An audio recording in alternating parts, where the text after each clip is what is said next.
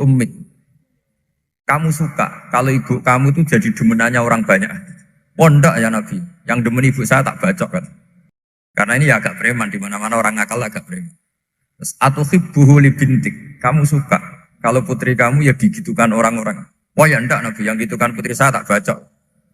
Atuhibbuhu li kholatik. Kamu suka kalau bule kamu digitukan. Atuhibbuhu li ammatik. Kamu suka kalau saudara bapak kamu digitukan. Nabi itu mengeset ya. Cara sekarang itu cuci otak mungkin. Nabi itu meluruskan otaknya anak muda itu. Betapa buruknya zina.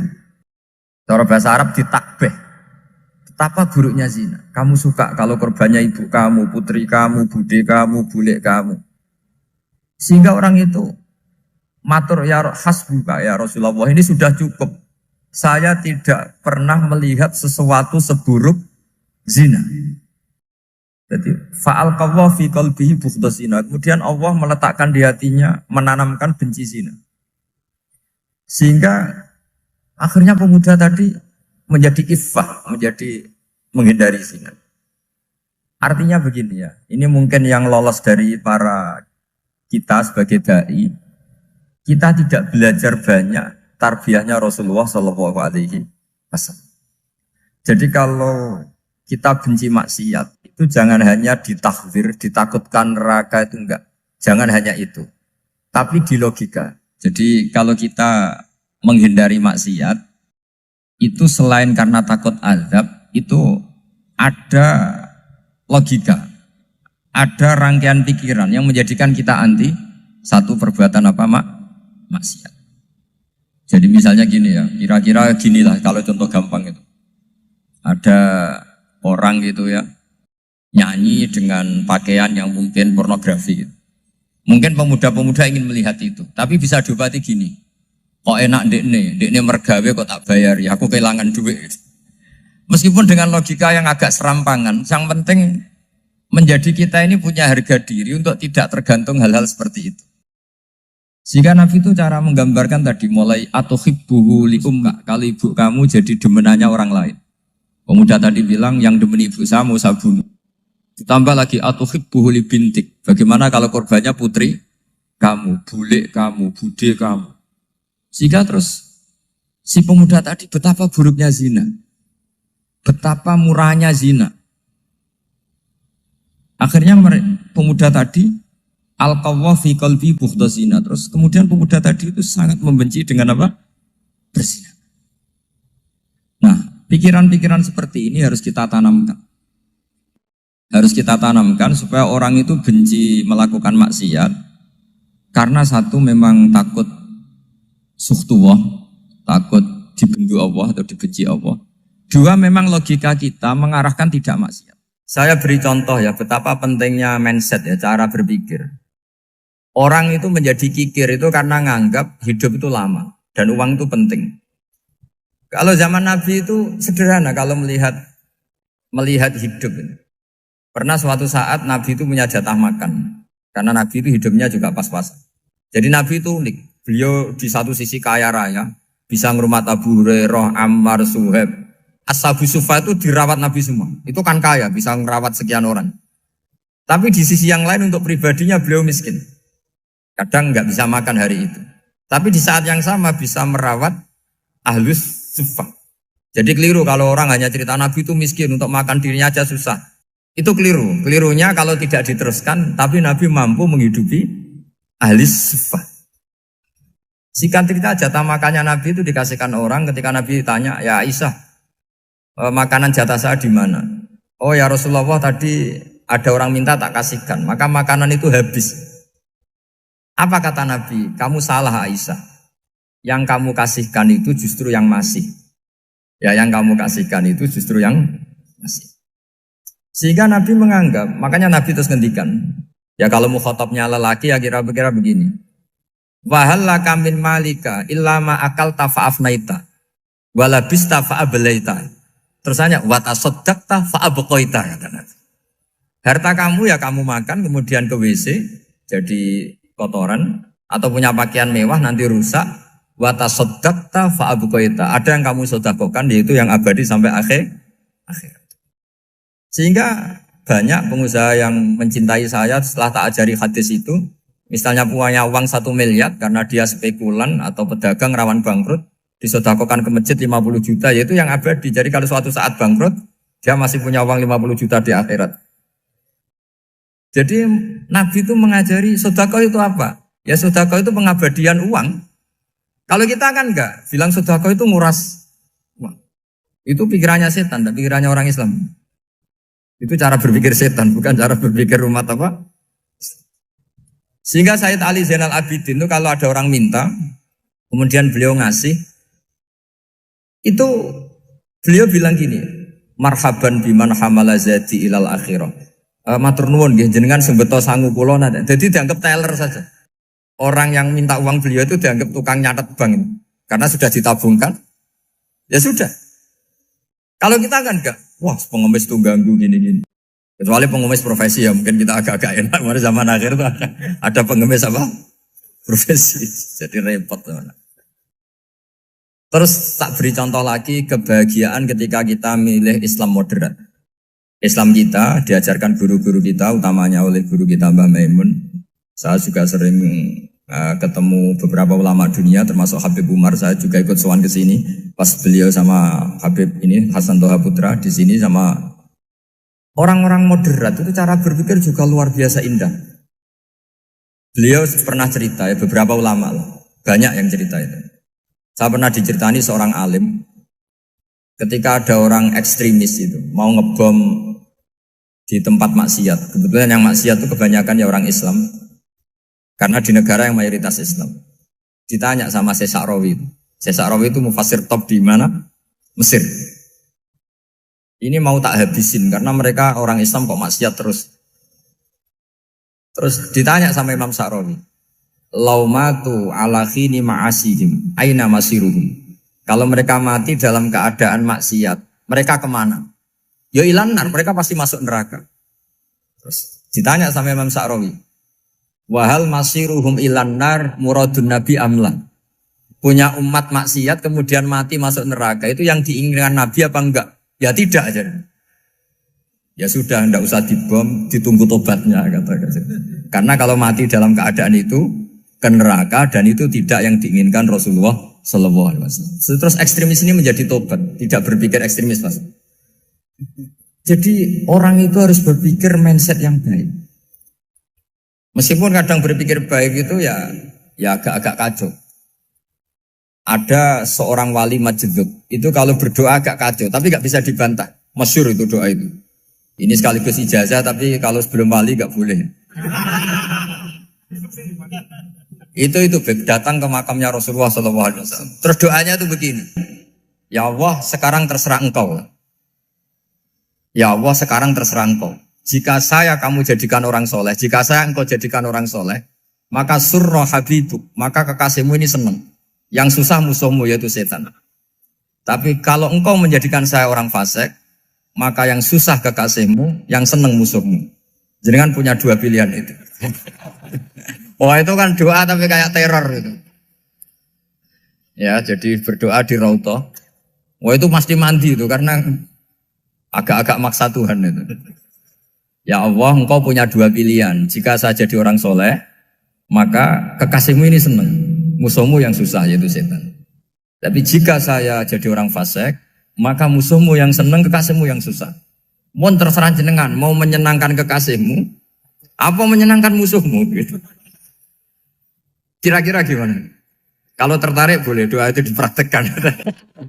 Tapi kayaknya kalau copy paste itu gak keren, apa? Jadi dulu orang itu muamalah sama Allah dan Rasul itu rileks. Rileks itu nyaman karena ya tadi kul bi fadlillah wa bi rahmati fa bidzalika falyafrah. Sehingga Imam Izzuddin bin Abdissalam itu ngendikan innalladzina yarmunal muhsanatil ghafilat. Di antara kebaikannya ibu-ibu atau mbak-mbak ini harus berstatus ghafilat. Perempuan-perempuan pelupa. Ghafilat itu pelupa. Pelupa dari kenikmatan maksiat sehingga mereka dengan taat. Misalnya ada ibu-ibu atau mbak-mbak atau juga bapak-bapak tahajud, kemudian nyaman dengan tahajud itu. Kira-kira terbersit enggak ingin maksiat? Enggak kan, karena sudah nyaman dengan tahajud, dengan taat. Maka dibutuhkan kenyamanan dalam beribadah. Sebab itu ala bidzikrillahi tatmainnul qulub. Makanya saya termasuk kiai yang setiap ngaji itu happy, seneng. Karena ini untuk kampanye, seneng dengan ngaji, dengan taat itu sudah luar biasa. Kayak apa kalau mereka senengnya kalau nunggu melakukan maksiat. Jadi termasuk bentuk perlawanan kita terhadap maksiat adalah usahakan kamu tuh bahagia, senang dengan taat. Istiqnas billah, mu'anasah billah, farah billah, itmi'nan tumaknina billah. Sehingga ini mencukupkan kita tidak berkebutuhan maksiat. Meskipun kita ya manusia, pasti suatu saat atau sudah pernah maksiat. Serasa diceritakan lah, itu mesti gitu. Lah orang-orang dulu itu orang yang sukses mengelola bahagia ma'allah wa billah walillah. Jika wali-wali dulu itu jadi wali itu tidak mesti karena ibadahnya banyak, itu enggak. Mereka orang yang ibadahnya itu biasa. Biasa-biasa sekali. Ulama-ulama dulu ibadahnya biasa sekali. Tapi qulubuhum ma'allah, hatinya itu ma'allah. Itu ada seorang wali itu jadi wali, Umar bin Abdul Aziz yang dikenal khamisul khulafa. Khamisul khulafa. Di luar khulafa Ar-Rasyidin 4, di antara yang soleh adalah siapa? Umar bin Abdul Aziz. Itu ketika mau meninggal, itu senangnya bukan main. Itu semuanya nangis, beliau senang. Terus tanya, kenapa kamu senang? Memangnya saya kalau mati itu kemana aja? Ila khairi madhubin ilah, ke zat terbaik. Dibang urip mbek kowe bulet atau mbek arhamur rahimin gitu. Yaitu Allah Subhanahu. Jalaluddin Ar-Rumi ketika mau meninggal itu muridnya nangis semua, beliau marah. Kamu harusnya pesta karena saya mau ketemu kekasih saya, malah kamu tangisi, goblok sekali kamu katanya. Jadi orang-orang dulu itu luar biasa. Karena tadi mereka tidak ingin ketemu Allah itu dianggap problem. Harus sesuatu yang membahagiakan. Makanya wali-wali itu kalau berdoa begini. Wa khairu ayyami yauman alqa kafih, dan jadikan hari terbaikku adalah hari ketika saya ketemu engkau ya. Pernah dengar doa itu? Wa khairu ayyami yauman alqa kafih, dan hari terbaikku adalah hari saat ketemu engkau. Aman kan enggak? Sampai mati ku wedi. Saya tidak tahu wedi dosa apa wedi Israel apa wedi malaikat siapa? Mungkar Nakir. Sebenarnya tidak perlu seperti itu. Karena cara pandang Nabi itu ini bisa dipraktekkan. Kalau kamu orang baik, mati artinya apa? Ya baik. Karena husnul khotimah. Kalau kamu orang yang buruk, itu kata Nabi, anggap saja mati itu akhir dari keburukan kamu. Nah, aku urip terus, malah maksiat terus. Maka Nabi itu kalau ngajari kita berdoa gini, Allahumma maj'alil hayata ziyadatan li fi kulli khairin wal mauta rohatan li min kulli syarri. Ya Allah, kalau saya hidup, ya anggap saja ziyadah fi kulli khairin, berpotensi nambahi kebaikan. Kalau saya mati, anggap saja ini akhir dari segala keburukan. Maka saya berkali-kali, tradisi ulama-ulama NU, ulama-ulama pesantren, ya ada hanya NU, pokoknya ulama-ulama alim, itu kalau ada orang mati, orang nakal gitu mati, ini saya gitu, itu hadirin mesti gak terima. Wah, api enang itu wong wakal. Tapi dipaksa sama kiainya, saya gitu. Lama-lama dipaksa. Saya gitu. Padahal yang hatinya kiai, wis ra iso maksiat meneh, wis saya gitu. Karena dengan mati berarti saya sudah tidak bisa maksiat lagi. Jadi Nabi melihat hidup dan mati itu segampang itu. Kalau al-hayata ziyadatan li fi kulli khairin wal mauta rohatan li min kulli syarr. Coba kita ke depan itu kan ada potensi zina, potensi korupsi, potensi maksiat. Yang bisa menghentikan potensi itu apa coba? Mati ya, udah pinter ya. Sudah maju berarti. Berani mati? Berani. Tapi jangan di sini ngel-ngelo panitia. Artinya yang selama ini kita risau dengan kematian, dengan apa? Nabi ngajari kita tadi. Allahumma maj'alil hayata ziyadatan li fi kulli khairin wal mauta rohatan li min kulli syarr. Ya Allah, jadikan hidup ini sebagai bekal menambah kebaikan, dan suatu saat kalau saya mati, semoga itu akhir dari segala keburukan. Jadi artinya Nabi itu ngajari kita itu positif terus. Sama seperti ulamanya tadi. Nak lagi rukun mbek tonggo ya sanggep ae kanca keapian. Nak nenengan ben ra utang ngoten. Dadi pokoknya penak terus itu. Nak bojo lagi ngamuk alhamdulillah gak ngajak blonjo. Nak pas rukun ya alhamdulillah kok lagi rukun. Jadi gampang semua. Makanya ada seorang alim itu ngendikan begini, ada yang tanya. Saya tuh dulu ketika kaya, teman saya sering main ke saya. Setelah saya miskin gak ada teman-teman yang ke saya. Dikira si Habib ini kebetulan orangnya Habib itu mendukung keluhan dia. Ternyata enggak. Si orang alim itu bilang gini, malah bagus toh gitu. Kowe wis melarat buruhe wong. Ya sudah kamu miskin buruhnya orang lain. Misalnya tukang manol di pasar atau tukang becak. Kemudian teman-teman kamu datang, malah kamu malu tuh jadi tontonan. Bagus kalau mereka lupa, pas kamu miskin enggak ada yang lihat katanya. Jadi apa ya, dianggap enteng saja gitu. Akhirnya orang ini gak jadi ngeluh. Selama ini kan kita ngeluh ya, ketika miskin teman-teman gak datang. Coba kalau mereka datang pas kamu buruh bikin botol di orang lain. Mantan bos buruh, malu gak? Milih datang kepada? Nggak lah, sudah bener itu. Jadi ulama dulu itu, makanya sering baca biar tahu solusi hidup. Jadi ulama dulu tuh gampang sekali melihat kehidupan itu. Gampang sekali, indah, gampang. Kebahagiaan ini pula yang harus kita latih dalam melakukan ketaatan. Tapi memang obsesi saya terbesar atau cita-cita saya terbesar memang setiap ngaji saya ingin orang mukmin semuanya itu bahagia. Dengan bahagia itu mereka tidak neko-neko ingin mencari kebahagiaan lewat jalur apa maksiat. Sehingga dalam konstitusi ulama yang ditulis di kitab-kitab usul fikih, dan itu kitab yang saya kaji, selalu saya kaji, itu membela-bela sesuatu yang mubah itu sampai luar biasa. Karena melihat mubah itu, misalnya Anda tidur itu berstatus mubah. Anda bermain catur berstatus mubah.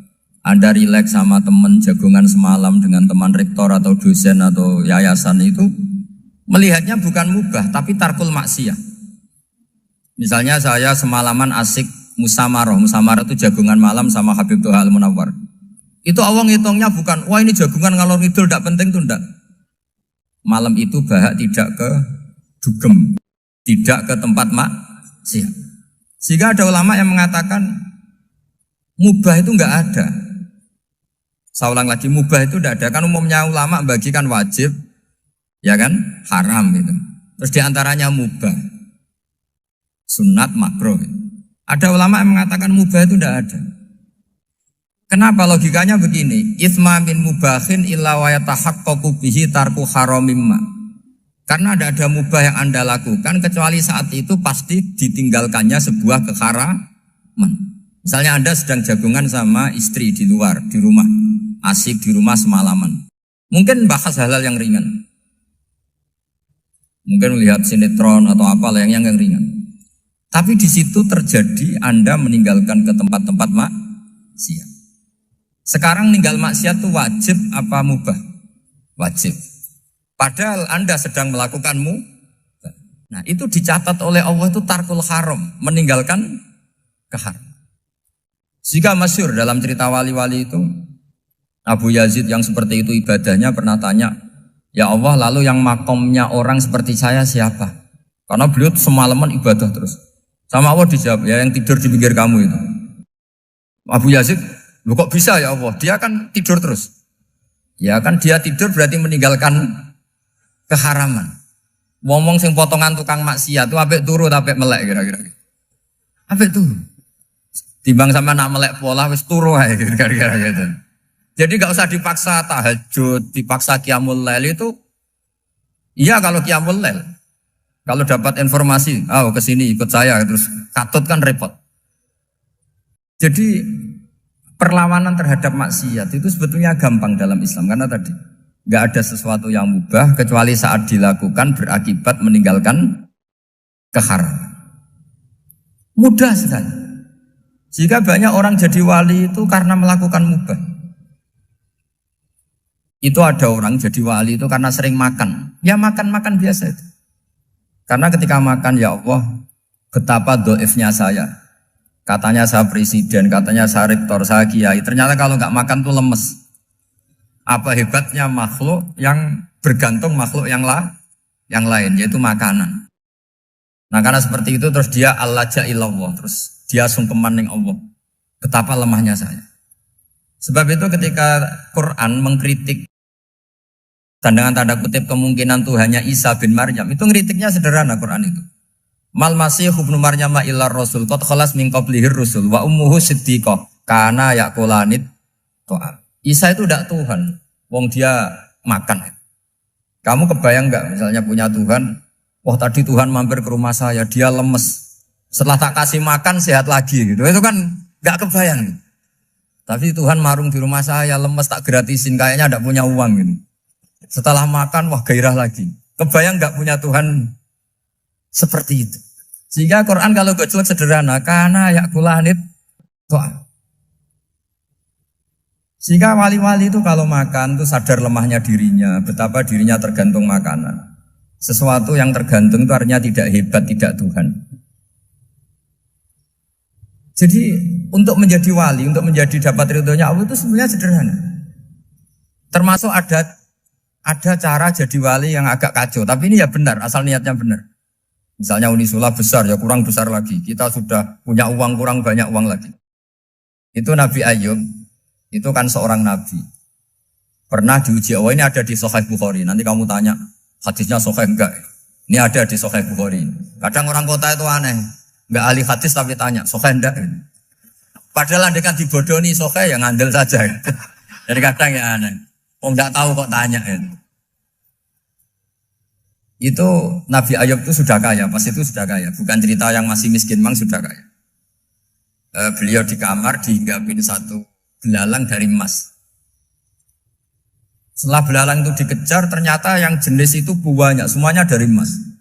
Ngambil sana sini, ini yang kesak ini dipenuhin, saku ini dipenuhin, sampai banyak. Sama Allah digojlok. Kamu itu Nabi saya, kenapa kamu mengumpulkan harta sebanyak itu? Kamu itu Nabi saya kok rakus? Jawabannya Nabi, ya Allah, siapa yang bisa kenyang dari rahmatmu? Ya, jadi kalau kamu punya uang 1 miliar, kok ingin 1 miliar 100, ingin 1 miliar 200, itu cara ngitung bukan uang. Ya Allah, siapa yang bisa kenyang dari rahmatmu? Karena rahmat Allah tidak terbatas, sudah Gusti tenang saja. Meskipun saya gini, rahmat Anda tidak akan habis. Sehingga waroi ada ilmunya, tomak juga ada ilmunya. Termasuk ragus itu juga ada ilmunya. Misalnya begini, ini contoh rakus yang ada ilmunya begini. Ini saya beri contoh. Mungkin yang boleh niru orang-orang soleh, kalau nggak soleh jangan. Imam Syafi'i ini cerita nyata. Imam Syafi'i itu dulu ketika ngaji masih muda itu nggak suka sama guru yang kaya. Kebetulan dia punya guru miskin terus. Namanya Sufyan As-Tsauri, itu miskinnya Masya Allah. Sufyan bin Uyainah juga miskin. Jadi dia miskin, punya guru miskin terus. Sehingga idolanya ya sama guru-guru yang miskin. Suatu saat guru-guru ini menyarankan dia ngaji Imam Malik. Imam Malik itu kaya raya. Itu babutnya Imam Malik kalau diinjek itu mata kakinya tidak kelihatan saking halusnya. Kalah Indonesia kalah. Imam Malik tuh gaya. Kalau ngaji di kursi tinggi terus pakai bukhur itu, pakai jubah Arab yang mahal. Pokoknya mewah kali Imam Malik. Terus dia mulai ini kiai kok kaya. Kemudian setelah beliau alim tanya, saya harus ngaji siapa setelah ilmu jenengan habis kira-kira gitu. Kata Imam Malik, sudah kamu tidak usah perlu ngaji saya, kamu sudah alim alama. Terus Imam Malik datang ke Baki. Zaman itu Baki itu semacam kayak rentalan ya, semacam Grab lah kalau dulu. Mana kafilah yang mau ke Irak? Ya sudah terus. Oh kita mau ke Irak. Ini antar ke Muhammad bin Hasan As-Syaibani. Itu dibiayai sama Imam Malik. Grabnya ya dibayarin, itu kafilahnya itu ya dibayarin. Imam Syafi'i disangoni surrotan min dhahabin. Jadi satu kepes uang dikasihkan. Itu pernah tak hitung semurah-murahnya itu sekitar 60 juta. Imam Syafi'i mulai mikir, kiai yang saya kritik lomo, sing kiai miskin tak puji, gak pernah ngamal kan, tentu orang miskin. Setelah datang ke Muhammad bin Hasan As-Syaibani, beliau itu pakar usul fikih, muridnya Abu Hanifah. Beliau al-usuli, pakar usul fikih. Itu Muhammad bin Hasan As-Syaibani itu kalau ngitung emas, itu di ruang tamu. Uangnya miliaran, emasnya banyak. Dari kota ini dipindah ke kota ini. Emas kalau ngitung di ruang tamu. Bukan di kamar, di ruang tamu. Imam Syafi'i tambah kaget. Imam Malik kayak gitu sudah soal malah ini kaya raya. Setelah Imam Syafi'i kelihatan kaget, digojlok sama Muhammad bin Hasan Asyibani karena beliau senior. Atak jabu min hadza, kamu aneh melihat ini? Iya. Kenapa? Ulama kok kaya raya. Terus kata Muhammad bin Hasan, ya sudah, uang ini tak kasihkan orang-orang fasik, binti gue demenan, gue nyabu, macam-macam. Oh jangan, nanti dipakai maksiat. Pun jenengan mawon sing suka. Semenjak itu Imam Syafi'i rubah mindset. Jadi kalau kampus ini ingin akreditasi A, ingin mulia, ingin apa, kamu ridho kalau yang punya prestasi seperti itu adalah orang-orang fasik. Ridho enggak? Enggak kan? Maka didoakan ini. Nah itu namanya berpikir secara usuli. Kamu jangan hanya nuruti karena berpikir waroi terus kamu benci kekayaan. Bukan, tidak bisa seperti itu. Karena pangkat dan kekayaan ketika dikelola secara kesolehan maka akan menjadi energi positif yang luar biasa. Semenjak itu Muhammad bin Hasan Asyibani berhasil mendidik Imam Syafi'i. Sampai akhirnya keterusan Imam Syafi'i berpendapat kalau orang Islam bisa bikin rumah tingkat kok punya rumah reot, itu haram. Akhirnya keterusan. Kalau bisa jadi bupati, kok jadi ketua RT juga haram. Karena al-Islam ya'lu wala yu'la alaih. Islam itu luhur, bukan bisa diluhurin. Sehingga rata-rata orang Syafi'iyah, termasuk kiai-kiai Indonesia, itu rata-rata ya agak-agak politikus. Ya agak-agak kedonyan, mungkin sebagian kedonyan tenan gitu. Karena gak ridho gitu loh. Kalau kesempatan itu dikuasai orang fasik, kemudian menjadi kekuatan maksi. Coba kalau bupati itu orang yang fasik, kemudian programnya supaya rakyat seneng semalaman dangdutan yang purno misalnya, supaya rakyat seneng dibolehkan dugem, dibolehkan judi. Tapi kalau yang jabat orang soleh, kan ada beberapa perda yang menolak penyakit apa? Masyarakat. Jadi kamu jangan melihat bahwa kepangkatan ini hanya sebagai alat korupsi, alat otoriter, enggak. Asal kena orang soleh, maka ini menjadi energi kesolehan atau energi positif. Sebab itu ketika Allah muji para nabi yang soleh, diantaranya disifati apa? Faqad ataina ala Ibrahim al-kitab wal hikmata, terusannya wa atainahum mulkan azim. Dan Nabi Ibrahim dan keluarganya tak kasih kerajaan yang besar. Nah sekarang masih banyak orang yang cara pandang ngapain bikin Unisula yang megah, ngapain berambisi punya akreditasi A dan sebagainya. Menyoal seperti itu salah secara usul fikih. Karena secara usul fikih kesempatan yang baik tentu harus diperjuangkan oleh orang-orang yang soleh. Karena ini supaya jadi otoritas yang positif. Itu dulu ada latihannya. Jadi orang dulu itu gampang sekali ketika milih miskin ditanya, kenapa miskin? Saya ingin hisab saya ringan.